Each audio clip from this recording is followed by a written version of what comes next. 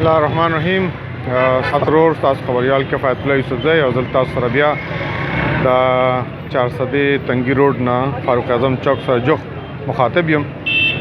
د ګورنمنت د طرف نه د لاک ډاون د نوې اس او پیز مطابق چې دینو بازار هر طرف ته بند دی. څنګه چې هغوی ویلو چې صرف د میډیسن دکانونه به کولوي، دین علاوه هر قسم دکان چې وي نو هغه به د 4 بجو پورې بند وي. نو تاسو کته شه تقریبا صرف د میډیسن دکان نه کولو دي، باقی هر قسم دکان چې دی نو هغه د وخت کې بند دي.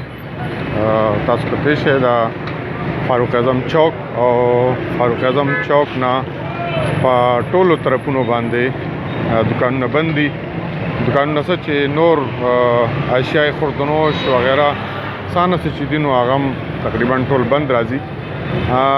صرف یو ځای کې مونږ ولیدل چې یاره په یو ګدګاړی باندې دا ګدګاړی ولاړه ده، په دې باندې صرف ساګ دغه کېږي خرڅېږي او یا دغه ځایونو کې راته ښکاري چېرته د چولو یو ټاټکې وغیرہ پېښور روډ باندې پروت دی.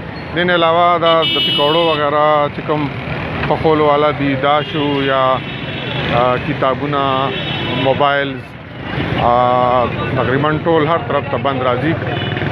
په نظر باندې همدغه شان راځي. دا فروټ والا چې دي نو صرف پکې کولو دی، باقي یو څیز هم داسې څه نه ښکاري چې یاره هغه کولو وي. دې وخت کې به چې کوم دغه کېده د افطارۍ دپاره خریداري کېده، خاص کار په چوک کې او یو لوی رش به هغه څیز مکمل طور چې دی نو هغه بند دی. تر دې وخته پورې ستاسو اجازت غواړم. الله په امان.